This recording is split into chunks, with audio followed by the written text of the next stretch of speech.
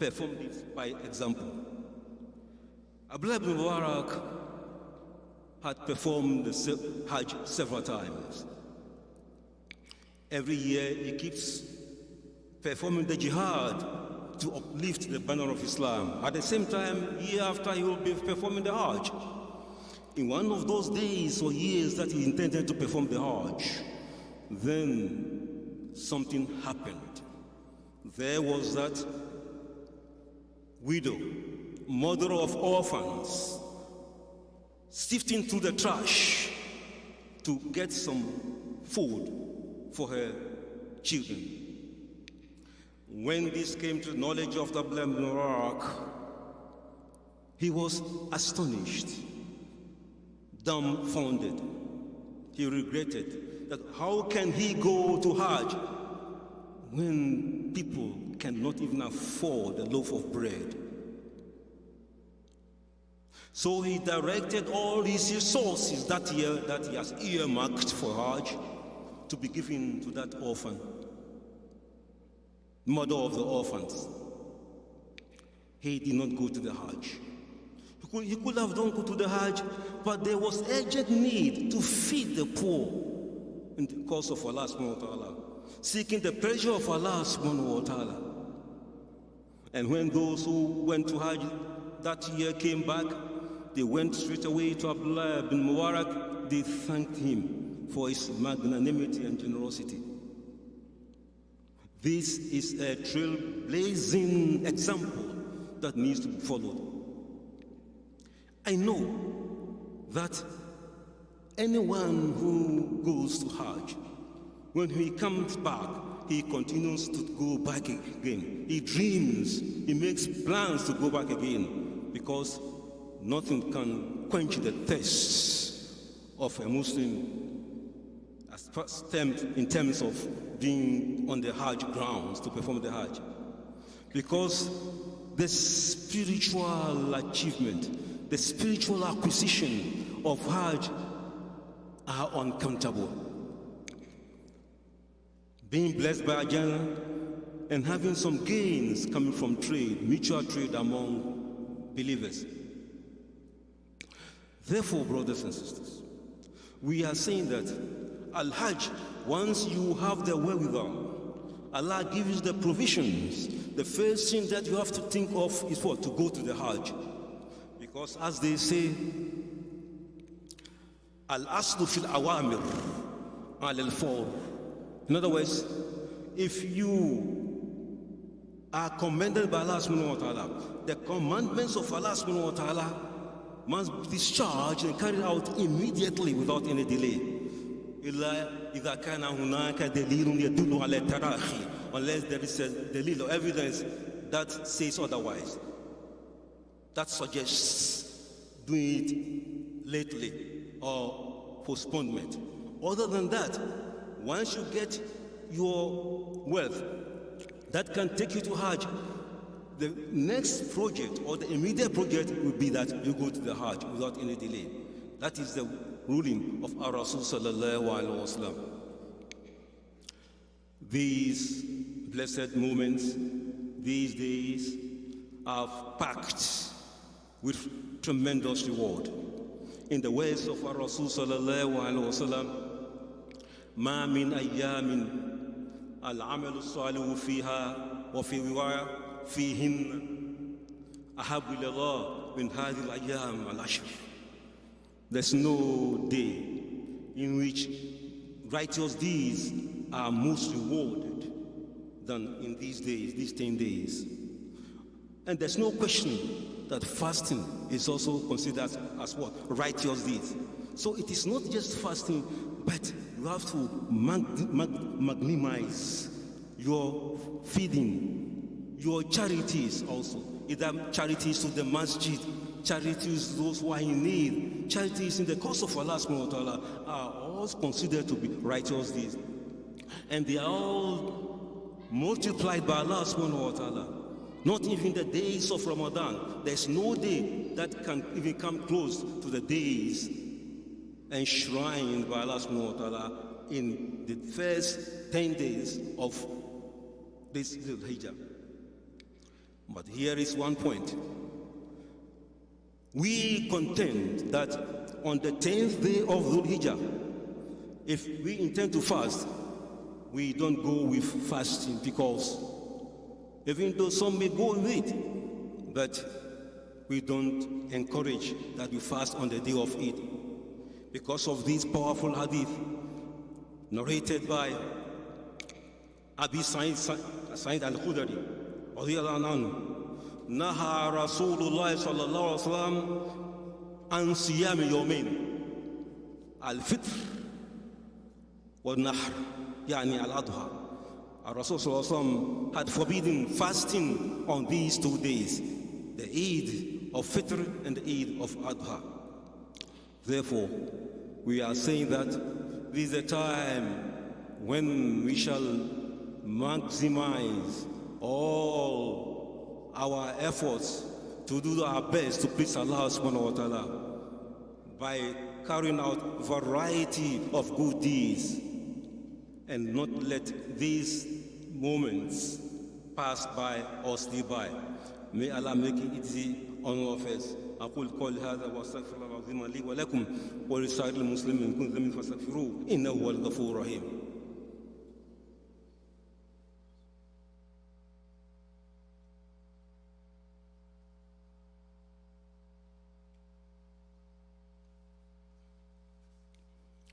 الحمد لله الذي هدانا لهذا وما كنا لنهتدي لولا أن هدانا الله، والصلاة والسلام على رسول الله وعلى آله وصحبه والتابعين لهم بإحسان إلى يوم النشور.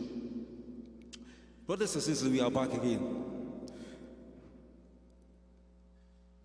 The practice of Hajj, the benefits of Hajj cannot be complete without a word on the final pilgrimage in which our Rasul mounted the pupils. لا تتم فوائد حج بدون كلمة عن بعض من خطبة الرسول صلى الله عليه وسلم، خطبة الوداع. فالرسول صلى الله عليه وسلم صعد المنبر، اتخذ عرفات منبرا يضيء منها أهم القرارات التي من شأنها نفع هذه الأمة وهدايتها. منها إن دماءكم وأموالكم عليكم حرام كحرمة يومكم هذا أو كشهركم هذا.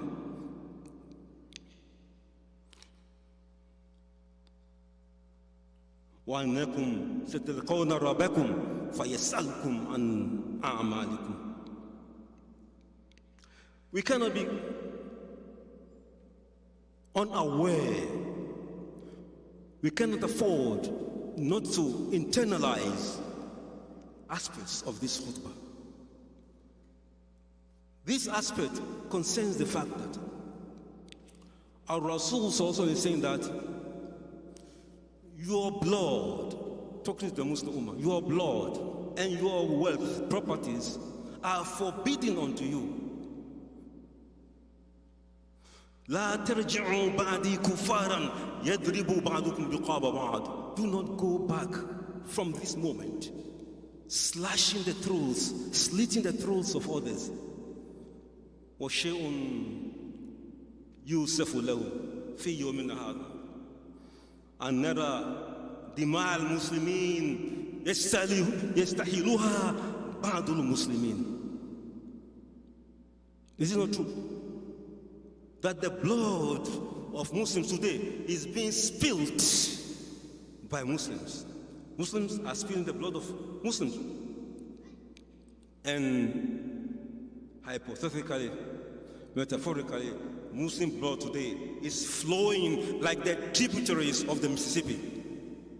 Muslim blood everywhere being spilled by Muslims is much against the advice of our Rasulullah. So how can we to go to Hajj and then forget this? Two, when our Rasulullah, he knew very much about the devastation, the havoc that usury can cause. So what did he say? He said that وَرِبَ الْجَاهِلِيَّةِ مَوْضُوعٌ وأول ربا أضع ربانا ربا العباس بن عبد المطلب فإنه موضوع كله. The usury, the riba of Jahiliyyah of the pre-Islamic period is forbidden. All of it is forbidden. And the first usury that I'm going to strike, I'm going to eliminate, is our own riba. Referring to what? His uncle, Abbas bin Abdul Talib, because he was immersed in riba. So he did a devastating blow. He dealt a devastating blow to the riba of his uncle, and it was all over. It became history. So how can we then be engaged in riba? After listening to the sermon, that monumental sermon by Rasul sallallahu alaihi wasallam in his last days. After this sermon, he lived among his people, the companion, just 9 days, and he left to Rafiq al-Ala, Allah subhanahu wa ta'ala. Look at the dangers of riba. Allah subhanahu wa ta'ala is saying that, Ya ayyuhalladhina amanu taqullah wa dharu ma baqiya min riba in kuntum mu'minin fa in lam taf'alu fa'adhanu biharbin min Allah wa rasulih. وَإِن تُبْتُمْ فَلَكُمْ رُؤُوسُ أَمْوَالِكُمْ لَا تَظْلِمُونَ وَلَا تُظْلَمُونَ. Believe me, you have to fear Allah in the first place and shun riba. Abstain from riba. Desist from it. Don't get closer to it. If you do not, then prepare for war against Allah subhanahu wa ta'ala and His Prophet. Prepare for war? I know I cannot prepare for a war with Allah. I don't know too many people who are prepared to wage war with Allah subhanahu wa ta'ala. At least I know Fir'aun tried. He tried to wage war with Allah subhanahu wa ta'ala. Surah Al-Qasas. Fir'aun was saying, وَقَالَ فِرْعَوْنُ يَا أَيُّهَا الْمَلَأُ مَا عَلِمْتُ لَكُم مِّنْ إِلَٰهٍ غَيْرِي فَأَوْقِدْ لِي يَا هَامَانُ عَلَىٰ طِينٍ فَاجْعَلْ صَرْحًا لَعَلِّي أَطَّلِعُ إِلَىٰ إِلَٰهِ مُوسَىٰ وَإِنِّي لَأَظُنُّهُ مِنَ الْكَاذِبِينَ. Fir'aun, he said to the chiefs, his people, I don't know of any God other than me. He was imposing himself as God onto his people. He was telling his people, I don't know of any God other than me. Subhanallah. So Ya Haman, his henchman, Ya Haman, just made for me, prepare for me, burnt brick of clay, hot clay, and build for me a lofty tower so that I will climb up to meet Allah subhanahu wa ta'ala, Moses' Lord, because I know he's lying. He was prepared to go and fight Allah subhanahu wa ta'ala. Fir'aun. So if we don't desist from riba, usually it is as though that we are prepared also to tow the path of Fir'aun. Because that's what Allah said. فَإِن لَمْ تَفْعَلُوا فَأَذَنُوا بِحَرْبٍ مِّنَ اللَّهِ وَرَسُولِهِ. If you don't desist from riba, then prepare for war. Fir'aun was preparing for war. Are we going to also prepare for war? We may say no, but our mere practice, our behavior pre-imposes us to tread the path of one who is preparing to fight Allah subhanahu wa ta'ala. We cannot do that. Therefore, brothers and sisters, one might say that because of necessity. Now, of course, there are necessities. وَالضَّرُورَةُ تُبِيهُ الْمَحْظُورَاتِ. Necessity cleans up, polishes the wrongdoings and make them appear okay. But we should not allow it to be a norm. We cannot allow usury to be normalized. If we do, then we are pre-imposing ourselves to the consequence of trying to prepare for Allah's murder. So what happened to Fir'aun? فَاسْتَكْبَرَ هُوَ وَجُنُوبُهُ في الأرض بغير الحق وظنوا أنهم إلينا لا يرجعون. That was arrogance that they displayed. He and his comrades, his people, his soldiers, his chiefs. And they thought that they will never be brought back to us. فأخذناه وجنوده فنبذناهم في اليم فانظر كيف كان عاقبة الظالمين. We seized them by the horn. We cast them into the water. We drowned them. And then look at the consequence of those who are wrong with us. So we ask Allah subhanahu wa ta'ala not to tread the path of Fir'aun, because it is going to naturally lead us to perdition, to destruction, devastation, and we cannot afford that. So let us take advantage of these blessed moments. Do our best supplications. Carry out the best deeds. Maybe Allah subhanahu wa ta'ala will forgive us and give us the strength, the capability, and the capacity, and the wherewithal to just obey Allah subhanahu wa ta'ala and to read all of our actions and transactions from the devastations of riba and usury, and take the best lesson and cue from the monumental speech of our Rasulullah. May Allah bless our efforts and energize our efforts.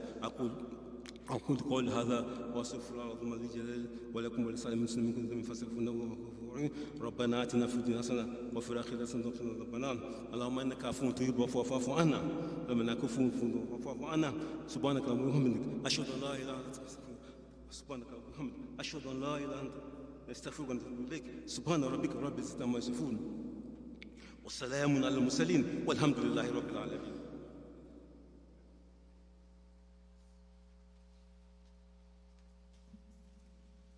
الله أكبر الله أكبر أشهد أن لا إله إلا الله أشهد أن محمد رسول الله حي على الصلاة حي على الفلاح قد قامت الصلاة قد قامت الصلاة الله أكبر الله أكبر لا إله إلا الله.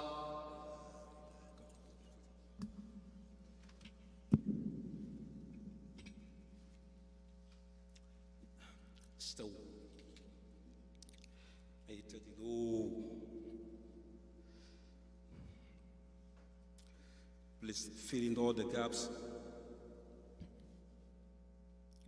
Make this prayer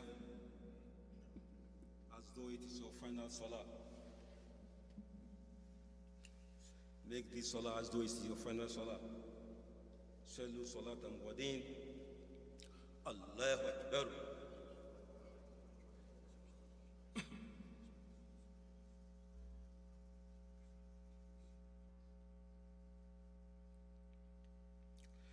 الحمد لله رب العالمين الرحمن الرحيم مالك يوم الدين إياك نعبد وإياك نستعين اهدنا الصراط المستقيم صراط الذين أنعمت عليهم غير المغضوب عليهم ولا الضالين.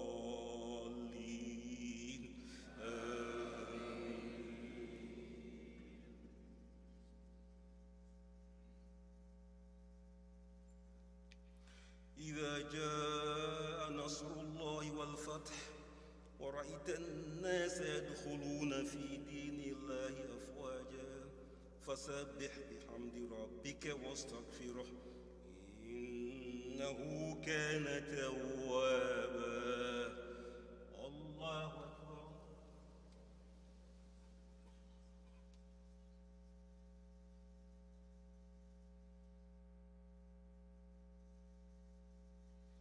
سمع الله لمن حمده.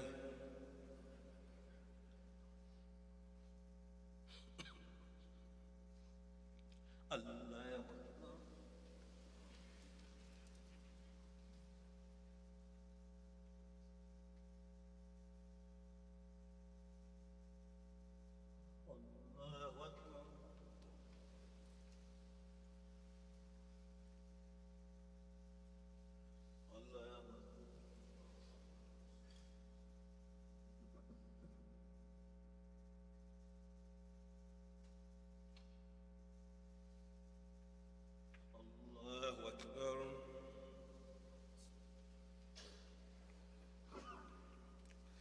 الحمد لله رب العالمين الرحمن الرحيم مالك يوم الدين إياك نعبد وإياك نستعين اهدنا الصراط المستقيم صراط الذين أنعمت عليهم غير المغضوب عليهم ولا الضالين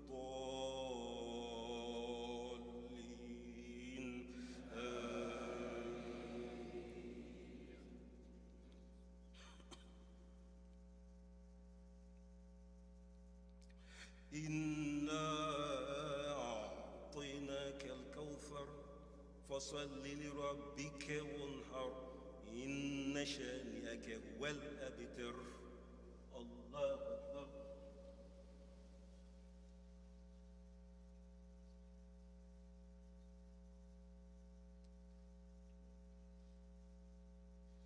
سمع الله لمن حمده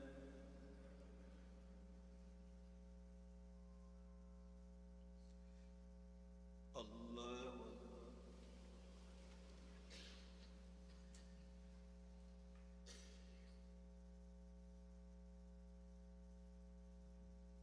الله أكبر الله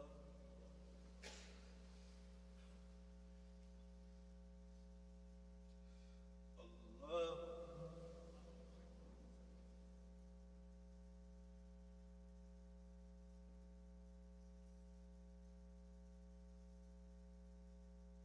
السلام عليكم ورحمة الله السلام عليكم ورحمة الله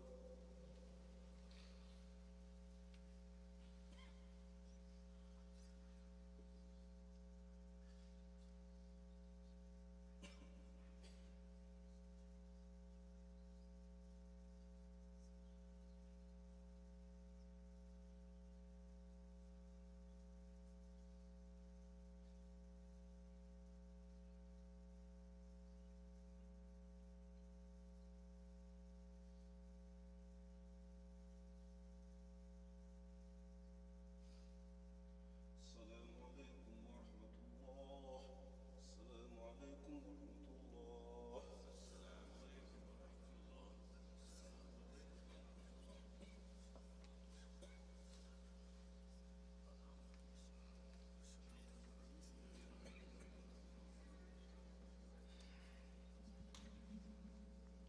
Assalamu alaikum rahmatullahi wa barakatuh. As we always remind everyone, please give generously before you leave.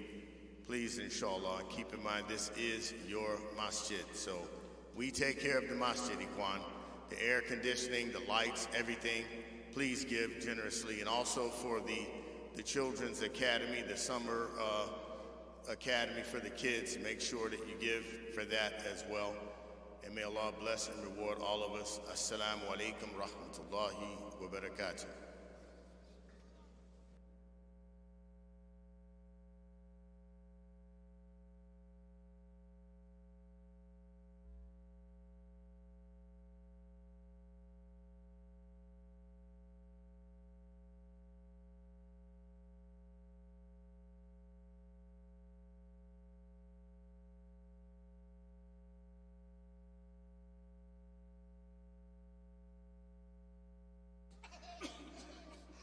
Assalamu alaikum. So tomorrow, inshallah, we have the virtual Hajj.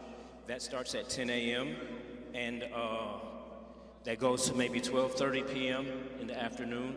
And then Sunday, we have the bazaar, Uqbah bazaar, where vendors will be selling. So please come out and support our vendors. That will begin at 2 p.m. and go until Maghrib, inshallah.